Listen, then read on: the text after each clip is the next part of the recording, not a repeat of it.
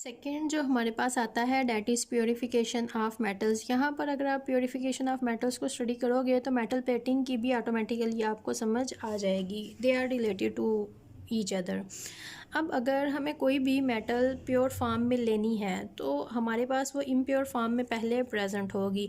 तो सबसे पहले जो हम करते हैं, हम क्या करते हैं, इम्प्योर मेटल को लेते हैं इन द फॉर्म ऑफ एनोड।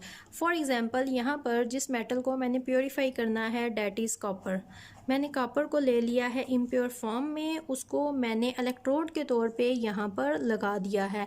जैसे ही मैं इलेक्ट्रिसिटी ऑन करूँगी, ये जो पॉजिटिव चार्ज है, ये जो एनोड है, ये यहाँ पर मैंने लिया हुआ है इम्प्योर कॉपर, और यहाँ पर मेरे पास प्रेजेंट है कैथोड, जो किसी भी मेटल का हो सकता है, या फिर you can say it is made up of pure copper, but not so necessary ये किसी भी मेटल का यहाँ पर हो सकता है। बट द पॉइंट इज़ जिस मेटल को आपने उसकी प्योर फॉर्म में कन्वर्ट करना है उसको यहाँ पर आपने इम्प्योर फॉर्म में ले लेना है एज एन एनोड।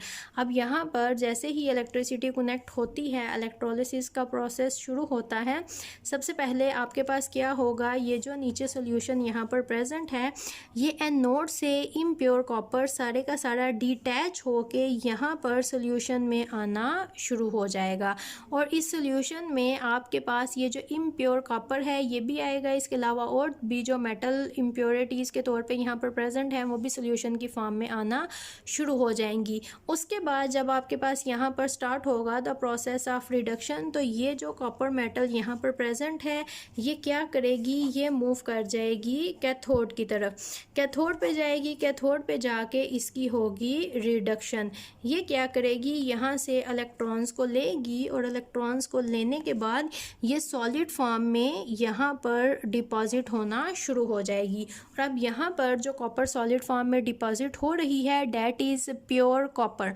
इसके अलावा फॉर एग्जांपल मेरे पास गोल्ड है जो कि बहुत कम कैरेट्स का है, मतलब उसके अंदर इम्प्योरिटीज़ बहुत ज़्यादा ऐड कर दी गई हैं और मैं उसको प्योर फॉर्म में कन्वर्ट करना चाहती हूँ। तो मैं क्या करूँगी, मैं गोल्ड को यहाँ पर एज एन एनोड लूँगी, उसके बाहर को यहाँ पर ये सारा सोल्यूशन, ये सारा इलेक्ट्रोलिसिस का प्रोसेस ऐसे ही होगा। मेरे पास जब इलेक्ट्रिसिटी यहाँ पर कनेक्ट होगी, गोल्ड यहाँ पर that is in impure form dissolve होगा, उतरेगा, सोल्यूशन के अंदर आना शुरू हो जाएगा। जब यहाँ पर सोल्यूशन के अंदर आना शुरू हो जाएगा, अब यहाँ पर मेरे पास सारे का सारा गोल्ड, उसके साथ उसकी इम्प्योरिटीज़ प्रेजेंट होंगी। अब गोल्ड यहाँ पर कैथोड की तरफ जाएगा, यहाँ पर रिडक्शन करवाएगा और यहाँ पर इसके ऊपर डिपॉजिट होना शुरू हो जाएगा।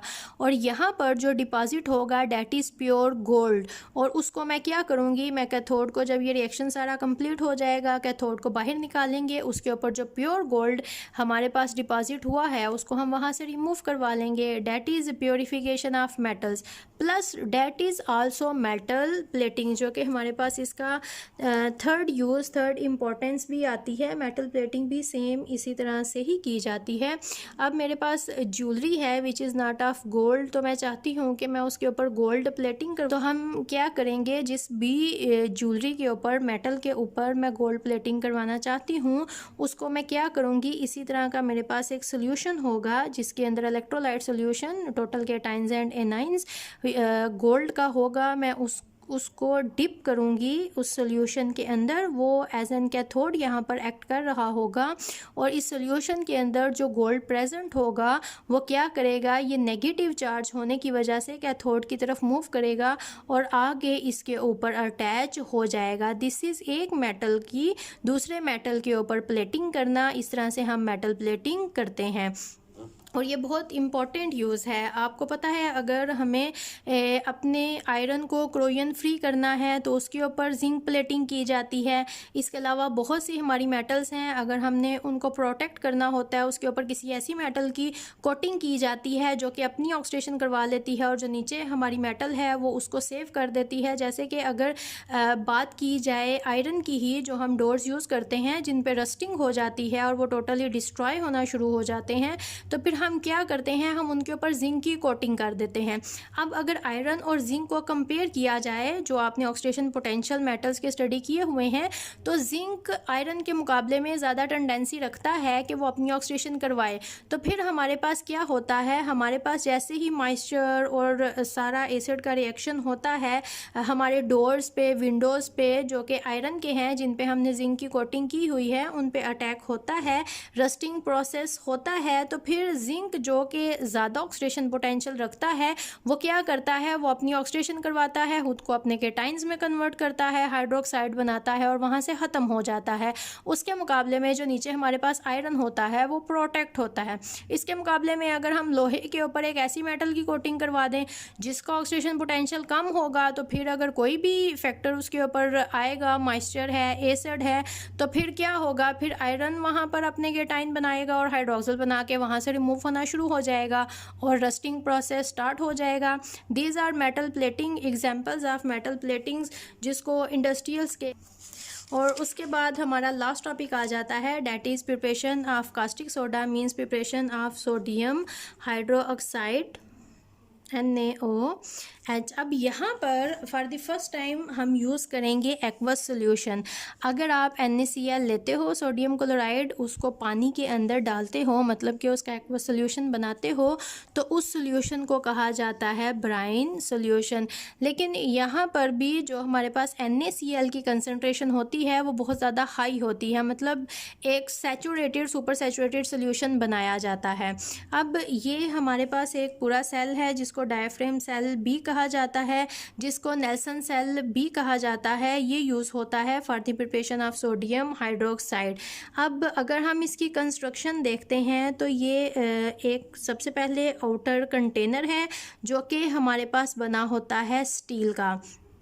इसके अलावा सेंटर में ये कार्बन का बहुत बड़ा रॉड बार हैंग है जो कि हमारे पास एक्ट करेगा एज एन एनोड। इसके अलावा ये सेंटर में एक पूरे का पूरा, इसको डायफ्रेम कहा जाता है, ये पोरस होता है और इसकी एस्बेस्टॉस लाइनिंग होती है हमारे पास। इसी में से हमारे पास सोडियम हाइड्रोक्साइड बह के नीचे आएगा और ये हमारे पास NaCl की इनलेट है, ये हमारे पास क्लोरीन की आउटलेट है, ये हमारे पास हाइड्रोजन की आउटलेट है। ये सारी हमारे पास कंस्ट्रक्शन है, वेरी सिंपल। नीचे ये इसकी ओपनिंग है, यहाँ से सोडियम हाइड्रोक्साइड को टाइम बाय टाइम यहाँ से रिमूव किया जा सकता है। और इसी तरह से ये जो आपको नेगेटिव पॉजिटिव चार्जेस नज़र आते हैं, इन्हीं के साथ हमने इलेक्ट्रिसिटी के सर्किट कनेक्ट किए होते हैं। जब हम इलेक्ट्रिसिटी ऑन करते हैं तो इनके ऊपर चार्जेस आते हैं और ये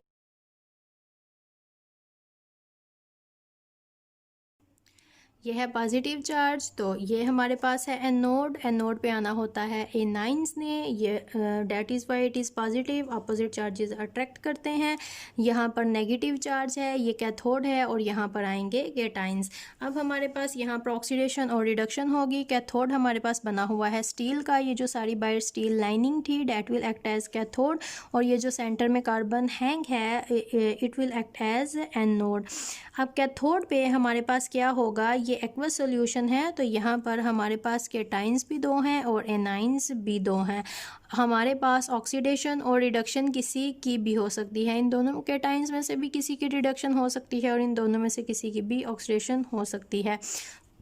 तो हमारे पास क्या होता है, यहाँ पर ये जो हमारे पास हाइड्रोनियम यहाँ पर प्रेजेंट है, ये हाइड्रोनियम जाता है कैथोड की तरफ, कैथोड की तरफ जाके ये यहाँ पर करवाता है अपनी रिडक्शन, इलेक्ट्रॉन्स गेन करता है और हाइड्रोजन गैस बनती है जो कि यहाँ से रिलीज़ होना शुरू हो जाती है और साथ हमारे पास बनते जाते हैं हाइड्रोक्सिल। अब एनोड पे जो हमारे पास ये दोनों के एनाइंस हैं, इन दोनों में से जाएगा क्लोरीन, क्लोरीन यहाँ पर करवाएगी अपनी ऑक्सीडेशन और ये भी गैशियस फॉर्म में यहाँ से मूव होना शुरू हो जाएगी। अब यहाँ पर जो हाइड्रोनियम था वो तो यूज़ हो गया, तो ख़त्म हो गया, सोल्यूशन में प्रेजेंट है, लेकिन ये साथ साथ कंज्यूम होता जा रहा है।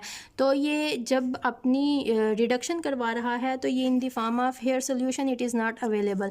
क्लोरीन है, इसकी हमारे पास होती जा रही है ऑक्सीडेशन, तो ये भी यहाँ से हो जाएगा रिमूव। अब बाकी सोल्यूशन जो हमने यहाँ पर ब्राइन सोल्यूशन, जिसे सैचुरेटेड NaCl सोल्यूशन कहा जाता है, जब ये रह जाएगा तो इसके अंदर सोडियम है और हाइड्रोक्सिल है। अब ये जो सोडियम और हाइड्रोक्सिल होंगे हमारे पास जो कि सोल्यूशन में प्रेजेंट हैं, ये बना देंगे सोडियम हाइड्रोक्साइड। जब तक तो ये प्रेजेंट है सोल्यूशन के अंदर, ये सोडियम केटाइन और हाइड्रोक्सिल एनाइन की फॉर्म में ही प्रेजेंट रहेंगे। लेकिन जब यहाँ पर ऑक्सीडेशन रिडक्शन का कंप्लीट हो जाएगा, रिडॉक्स रिएक्शन, तो हम यहाँ से जब इस सोल्यूशन को लेंगे, ये जो नीचे सारा हमारे पास यहाँ पर इकट्ठा हो रहा है, इसको यहाँ से एक्सट्रैक्ट करके इसमें से पानी निकालेंगे, तो फिर ये क्या करेगा, ये सॉलिड NaCl की फॉर्म में हमारे पास अवेलेबल होगा। अदरवाइज़ ये जब तक सोल्यूशन की फॉर्म में रहेगा, बिकॉज इट इज़ अपोलर, तो ये अपने केटाइन और एनाइन की फॉर्म में ही रहेगा। लेकिन जब हम पानी को वेपोरेट करेंगे, इसको एक्सट्रैक्ट करेंगे, तो ये pure solid NaOH sodium hydroxide की फॉर्म में हमारे पास अवेलेबल होगा।